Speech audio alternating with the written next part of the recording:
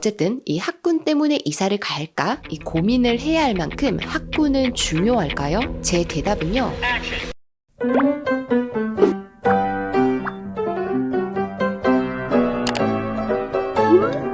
안녕하세요. 어디든 학교의 하유정입니다. 제가 우리 아이들이 이제 어느 정도 학교에 적응했을 만한 시기고 해서 아이들 공부 이야기를 좀 시작해 볼까 해요. 구체적인 학습법 또 공부법 이야기에 앞서서 우리 아이들을 둘러싼 공부 환경부터 좀 점검을 해봐야 되겠죠. 왜냐하면 이미 가지고 있는 유전자는 조작하기는 좀 어려워도 환경은 우리의 의지와 노력에 따라서 충분히 의도적으로 조절할 수 있잖아요. 제가 제 책에서는 4-5가지 챕터로 나누어서 공부 환경을 조절하는 방법을 설명드리고 있는데요. 그 중에 오늘은 조금 큰 덩어리로 우리 아이들 주변의 또래 관계 그리고 학군이라는 물리적인 환경에 대해서 이야기를 좀 나눠보도록 할게요. 미국의 심리학자 커트 루이는 인간의 행동은 인간을 둘러싼 물리적이고 심리적인 환경에 의해 영향을 받는다라고 말을 했어요. 너무나도 당연한 말이죠. 그런데 그 중에서도 사회적 힘이라고 부르는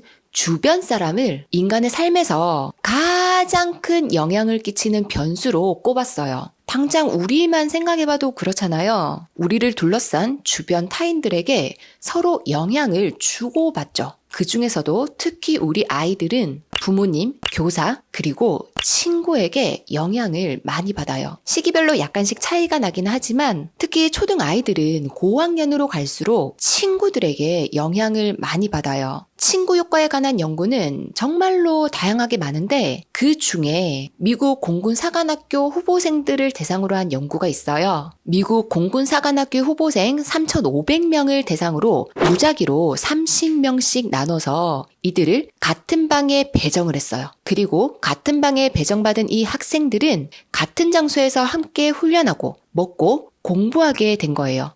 급기야 이동할 때도 함께 움직이게 했죠.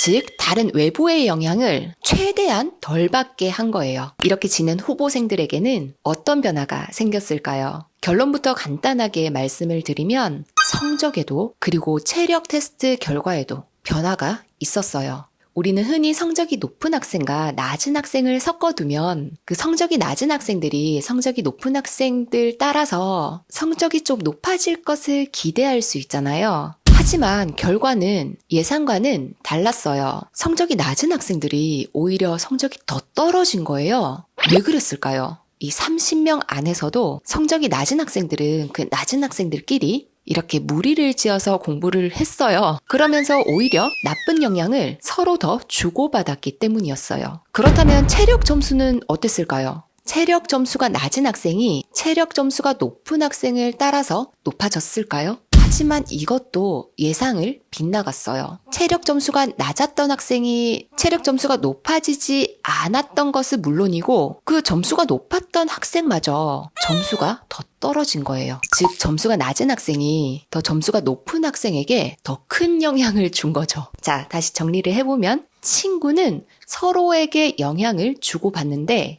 부정적인 영향이 긍정적인 영향보다 더 힘이 세다. 우리 아이들 공부 환경에 있어서 학군도 같은 맥락이에요. 첫 발령을 받은 학교가 시외버스 터미널과 재래시장이 인근에 있었던 그곳에서 나름 큰 학교였어요. 그런데 그 학교는 하루도 바람잘 날이 없었어요. 수시로 각종 사건이 벌어지는 거예요. 또 무단결석하는 아이도 종종 있어가지고 애들을 찾으러 다녀야 되는 그런 날도 여러 번 있었어요. 그만큼 교육 환경이 좋은 곳은 아니었지만 그럼에도 불구하고 눈에 띄게 똑똑하고 착한 아이들이 있었어요. 하지만 그 똑똑하고 착한 아이들은 기가 센 친구들의 눈치를 봐야 되는 날들이 많았어요. 발표하면 잘난 척한다고 핀잔 듣죠? 또 열심히 해서 선생님이 칭찬하면 편애받는다고 하죠? 또 우유폭탄 만들어가지고 여건물에 함께 던지지 않으면 배신자라고 비난하죠? 또 집에서 착실하게 해온 숙제를 애들한테 보여주지 않으면 이기적인 아이라고 낙인을 찍죠. 본인이 아무리 똑똑하고 착한 아이라도 그런 분위기 속에서는 아이가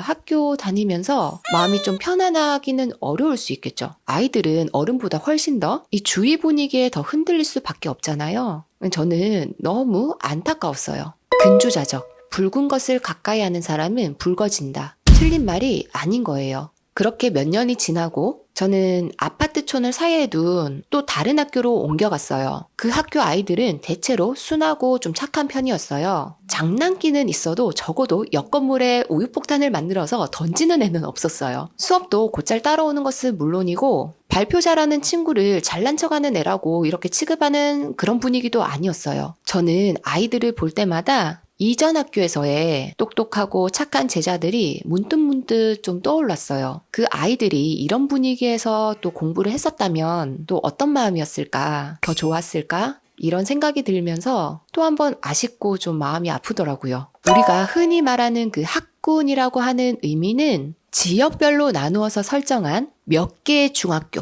또는 고등학교 이런 학교의 무리를 말하는 거예요. 하지만 우리가 일반적으로는 학군이 좋다 나쁘다 또는 학군 때문에 이사 간다 이렇게 말할 때 그 학군 있잖아요. 그건 뭐 중고등학교 수준 또 학원 인프라 그리고 그 동네의 경제적 사회적 위치 교육에 집중하는 그 동네 분위기 이런 전체적인 분위기와 그 환경을 다 포괄하는 말이죠. 그러다 보니 사람들마다 이 학군을 받아들이는 정도가 다르고 또 조금씩 다르게 해석을 하기도 해요. 어쨌든 이 학군 때문에 이사를 갈까? 이 고민을 해야 할 만큼 학군은 중요할까요? 제 대답은요.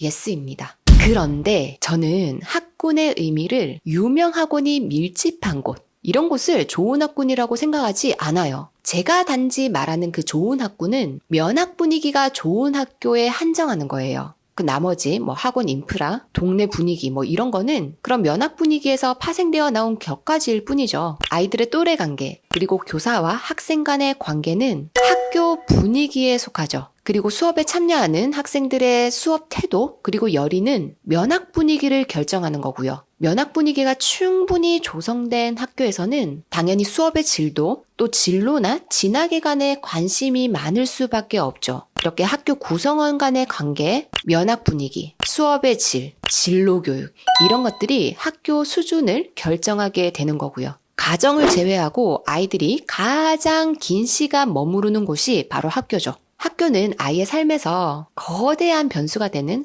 사회적 힘이에요. 그리고 그곳에서 만난 무수한 타인들에게 또 많은 영향을 받잖아요. 앞서 본 미국의 공군사관학교 후보생들을 대상으로 한 연구에서도 마찬가지인 거예요. 체력 점수가 높은 후보생이 낮은 후보생에게 더 많은 영향을 받았다는 거. 면학 분위기도 똑같은 맥락인 거예요. 좋은 공부 환경, 분명히 아이에게 좋은 영향 끼칠 수 있어요. 반대로 나쁜 교육 환경, 이건 더 많은, 더 치명적인 영향을 미칠 수 있다는 거죠. 그래서 제가 말씀드리고 싶은 것은 이사 가시라, 이런 말씀을 드리고 싶은 게 전혀 아니고요. 내 아이만 잘 키워서는 될 일이 아니다. 그래서 다 같이 소명을 좀 가져야 될 것 같아요. 이 옆집 아이가 경쟁자가 아니라 내 아이랑 같이 다 바르게 자라야 우리 아이가 성인이 된 미래에 다 같이 잘 살 수 있어요. 우리 애들이 살만한 세상이 되려면 내 아이가 적어도 타인에게 나쁜 영향을 미치지는 않도록, 더 나아가서는 선한 영향력을 미칠 수 있는 사람이 될 수 있도록 그렇게 다 같이 잘 키우자는 말이에요.